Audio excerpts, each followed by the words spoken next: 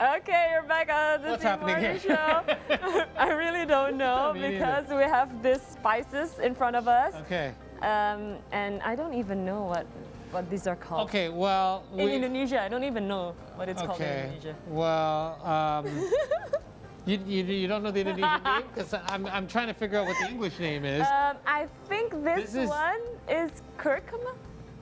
What is it? Curcuma? Okay, yeah, think I've so. heard of it, but I have never seen it, so I don't know if you're right or not. But, okay, what is this? I believe this is galangal. Oh, yes, galangal I've heard of. Yes, Yeah. that's galangal. And this is Javanese long pepper, or Piper retrofractum. Oh, you Yeah, got the Latin terms, the am I right? Latin term. Correct? And this one is andaliman, if This I'm not is mistaken. andaliman or Andaliman or? Sichuan pepper. Oh. Sichuan, not Sichuan like the Chinese. Sichuan. Sichuan, that's what it says here. Oh, okay. So this is the Sichuan. From the Sichuan province. I don't know if I'm correct, but let me do a. This is what I know. We've already guessed everything. I know, but I want to smell it now, and I'm not Okay. supposed to know. Okay, so allow me to Okay. put it somewhere near my face mask. Okay. What is this? It smells like I want to say minty, but it's not. It smells very fresh, like It something I smells would. very fresh. Yeah. So Is out of the four that we it already the mentioned. galangal? No. What was it? What was it? It was this, Oh, the right. I was curcuma. close. I was just one away. Okay, give me one more. Give me one more. Okay. This one smells funny. Okay, I can smell. This is mixed in with the disinfectant on my eye mask, so I'm kind of getting mixed. I'm getting mixed readings here, but But it's a bit sweet, right? No. no. This one is the. Is this the long pepper? Yes, you got it right. Yes. All right. This. Yeah, my mask smells minty, so that's why I said minty. In the You got it first one. mixed up. Let me see. This is. This smell is actually the first time I smell this long pepper. Okay. Well. It's weird Do for you me. cook at home? Do you use a lot of Yes, spices and herbs? I cook at home, but with instant recipes. Now, Anyway. a lot of these are actually local herbs and spices, obviously, but there's a lot of local food Yep. products as well that have gone global. And we have Javara, which is an organic food company that partners with thousands of farmers all across Indonesia. And these are Yes. some of the products that you see right here on Yes. our table. Now, this morning, right now, we are connected live with Ibu Helianti Hilman, who is the founder of Javara. Good morning, Bu Helianti. Hi, Bu Heli. Good morning. Good Good morning. How are you? morning. Thank you We're for joining us. good. How are you, Bu Heli? I'm good. I'm good. I think I saw you started to smell and check the spices, but I think you did it because I said much more than that. It's because we cannot guess everything because this is the first time I saw this actually. I haven't cooked enough with spices from all over Indonesia, but you as a expert, what is actually the philosophy behind Javara? Because we know you know a lot of spices around Indonesia. Well, Javara, basically, we're not talking about spices. We work to bring back forgotten food biodiversity of Indonesia back to the market. So the more it's being forgotten, the more we're trying to bring it back to the market, making it sexy and hip. So basically, the range of the products that we have is covering from the heritage rice, different spices, different nuts, seasoning, different kind of carbs, from like gluten-free flour.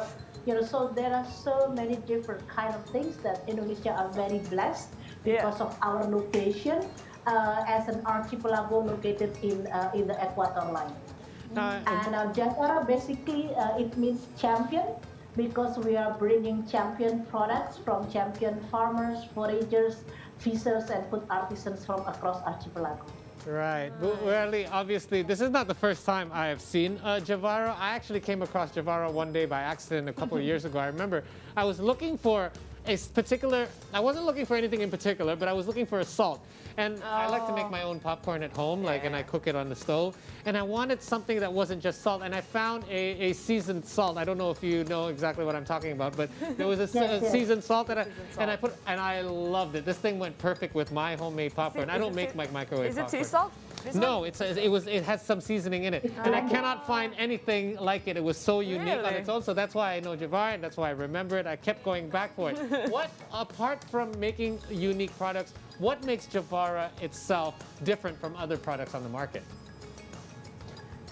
Basically, we were the first company, I think not only Indonesia, but also around the world, that focuses on the wide range of Indonesia's food biodiversity, because actually there are so many organic players, but normally they're quite focused in terms of the products.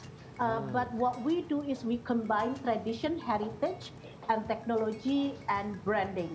So the combination of that is actually the one that allow us to bring the products to the market, including about making sure that it comply with the global standards. So that's why we managed to export to over 25 countries. Oh, I see. Because as we know, as we see it now, the packaging is very pretty, is very much standardized. And we want to know, has your products been distributed or exported outside Indonesia? Yeah, actually we are exported practically 5 continents already. Wow. I think right now it's about 28 countries. Basically Europe was the first ones that we managed to penetrate, and then it followed by the US and the others. So the last continents that we add on was Africa, which we exported to the #1 supermarket chain in South Africa. I'm curious, Buheli, how were you able to expand to other continents like that? Did you proactively go out and seek partners to work with overseas, or were people actually looking in Indonesia to look for Indonesian-based spices, local spices? So actually, it's both ways. In terms of our proactive action, we definitely have to go to trade show around the world. Right. So we went to trade shows that are prominent, either it's in Europe, in US, in Australia, in Japan. So that's how you can connect with prospective buyers. But basically, because of the uniqueness of our products, and I think if you look into the range of our products, it's not only about being romantic of bringing back forgotten food, but actually it's very much relevant with the global diet challenges. Because as you see around the world, people having problems with diabetics, gluten intolerance, cancer. There are so many issues in the global diets, as well as the trend of like being vegan, vegetarians, in going into the raw food. So it's interesting because from around the world, Indonesia, every single challenges of the global diets, we have the food options solutions. That's true. That's true. And even this, Go ahead. So combination basically with what we have in Indonesia and what the global market wanted. So that's our opportunity. Your supply happens to meet all the demands out there as well. I just noticed this, by the way. It's sweet soya sauce, something that we always use in a lot of our dishes in Indonesia, but there's no soya in it. So it's ketchup manis or sweet sauce, but it's made from coconut sauce. Yeah, that's amazing. Wow. Sweet Okay, I will try this one. Right? Yeah, I need to try it. Basically, we are using Balinese black bean. So instead of soya, because as you know, a lot of soya, we also have clients that are allergic to soya. Right. Okay. So that's why we started to look back into the tradition. Apparently, you can make ketchup manis not only from soya, but also from other beans. When we developed that, we tested about 8 indigenous local beans, and we fermented over 6 months, and that's when we started to find out that the Balinese black bean has the best profile of the umami taste. A pigeon Okay. pea. Oh, just a little fun fact about men over 40. We try to avoid soy if possible because it Oh, lowers our yeah. testosterone. So this I is great see. for guys like me. Okay, so it's a better option for you. But one thing that I really want to ask you, Ibu Heli, we have here, this is like a hamper, but it's filled with so many types of I had no idea there rice. was this many types of rice, Buheli. We have red rice. We even have two red rice. The one is Sauda, and this one is Abang. We have so many Yes. different kind of rice here. How do you Yeah. approach these local farmers in order to make this product of Javara? Actually, it was the other way around. I was the one who's approached by the network Really? of indigenous farmers. So actually, I was a lawyer before in the area of intellectual property rights, and I was giving pro bono legal advice for farmers that has problems, legal problems in terms of contracts and things like that. So that's okay. how I interacted with them. But because I love to cook, I love to eat, I love to travel, so that's how I started to fall in love with the range, the diversity of Indonesia's product, which I've never known before. I met them, including like for the rice. Indonesia used to have 7,000 different type of rice before the 70s. And in our 7,000, yeah, and it grows in different kind of environment. So there are rice that grows on the sandy beach, the one that grows on the river, on the lake, so on the dry land. So there are so I many see. varieties of it. So many different colors also. Exactly. So the one Purple, actually we red, rice, exported white. to Italy is the one with the pink color, the purple color, the red, the brown, and the white. So This one we is also pink. have the pink rice and purple rice as well. And what are the benefits for farmers who end up partnering or joining Javara? I think the first one is definitely about learning how to know about the global standards of the food safety. So first, our priority is about capacity building, because if they manage to deliver a quality products, then we can provide them with the guarantee, the market guarantee on their products with a fair price. Right. So it's coming back into the quality is very much important, because I think that's why they have not managed to tap into the full potential, because of one of it is because of the quality. Our first intervention is really talking about the standards and the quality, and only with that we are able to provide a good market and a fair price. And the second is, as you know, Indonesia have a challenge with, not only Indonesia, around the world, we have challenge with climate change, right? So for example, you have the pemutaran rice in front of you, in one of the products in your table. There is a pemutaran rice, salt. So this pemutaran salt, basically it's dried, sun-dried inside greenhouse, rumah kaca. The reason why we put it inside greenhouse is because of the climate change, the raining season changed. Previously, they know exactly in the past. They say like, Bu Heli, we could not produce the salt during the raining season, which between November to January.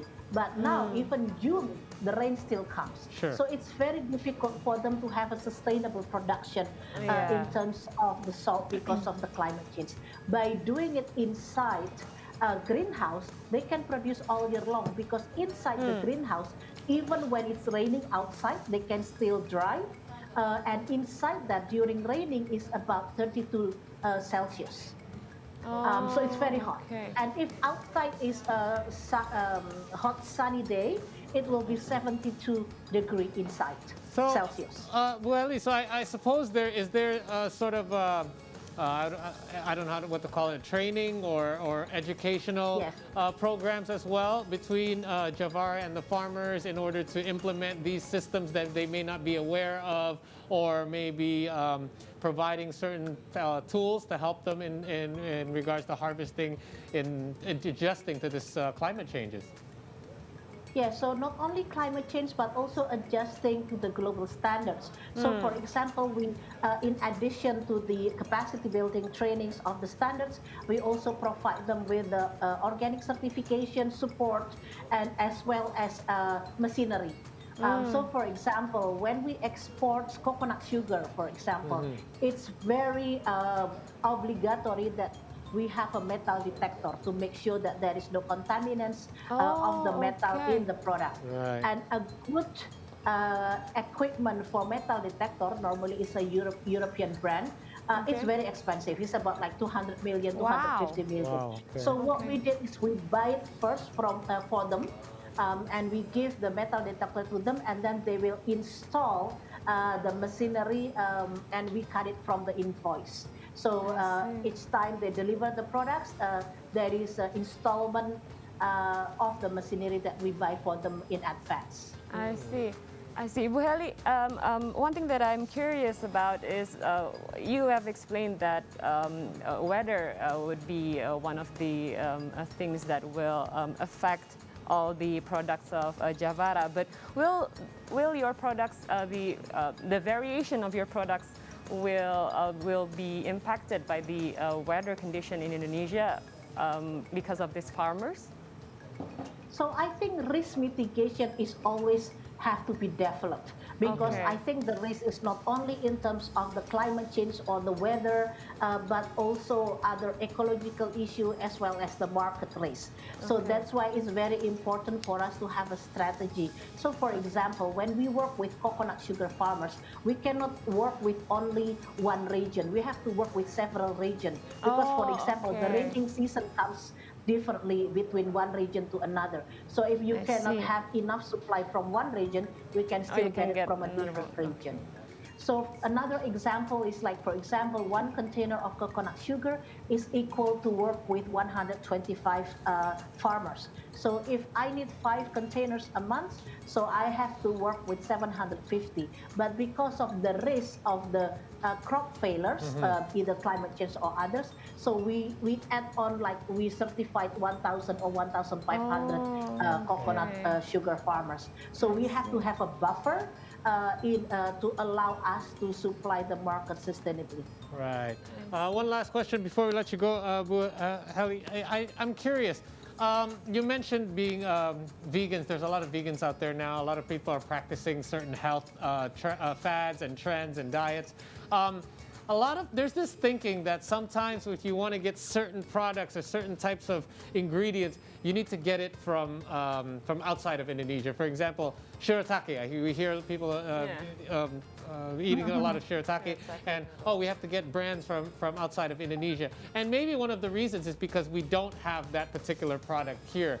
What do you say in regards to people that look for certain products that are not available? Are there alternatives for those type of products, or are there actually better products that are better suited for healthy lifestyles here that you offer in Indonesia from local farmers? Yeah, so basically we have to understand that I don't think there is any country has a rich food biodiversity as rich as Indonesia. The question is how to develop the product and bring it to the market. So when it's interesting you are mentioning about shirataki, because shirataki is basically made from porang. And porang is basically the Koreans, the Chinese, the Taiwanese, the Japanese, they get it from Indonesia, the source of the ingredients of porang. So it's very interesting. Ironic. And then, of course, they created shirataki rice, shirataki noodle, and then we're importing it back. So I think it's very important that Indonesia started to look not only working on the commodity, but into the final product. Right. So that's why product innovation is very important to do it, and also to build capacity of the final products in Indonesia, instead of just exporting the commodity, because I think that's the challenge. And if you're talking about alternatives, there are tons of alternatives in terms of healthier. For example, when we talk about shirataki, it's because it's basically 0 calorie or 0 sugar, right? So in Indonesia, we have sagu starch. Sagu starch is basically, it's a low Papua GI, sagu starch. and it's a type of carbo which doesn't turn into sugar when you consume it. So okay. yes, so that's why like you can use it for dim sum, you can use it for making noodle, for making. So basically, there are many things that you can do with it, and Indonesia provides every single ingredients for every type of diets. So that I think that's Okay. the interesting part. And The that question way, is how Yeah. to bring it to the market. and that way it can help keep the costs a little bit Yeah. lower. Everyone's always saying it's so expensive to be healthy. No, not really. We just Yeah. need to be able to find local products in Yeah, order it's to support. environmentally friendly. Exactly. But I'm curious, one last question from me. Because you seem so passionate about what you're doing, I want to know what sort of food that you enjoy every day. So I believe this is what I learned from Indigenous community. Yeah. You have to diversify what you consume. Okay. The more diverse type of carbs or protein or whatever you consume, it's better for your body. I agree, Okay. Buheli. We need to have a flexitarian kind of lifestyle so we don't Flexitarian. get bored, so we continue to not resent having to eat healthy, but Yeah. we enjoy what we eat. Thank you so much for your time, Thank you, Helianti, Buheli. You're welcome, you're founder of welcome. Javara. Take We care. appreciate an in-depth look at your company. Continue to stay healthy. We hope to have you back again soon. Thank Bye-bye. you. Bye. Bye. Take care. Okay, I'm very curious about this sagu starch because I haven't had any since I was born. That's right. Well, you can bring that home and make us something and bring it to the Nice. studio tomorrow. Anyway, we're going to have a recap of some of our news after this break.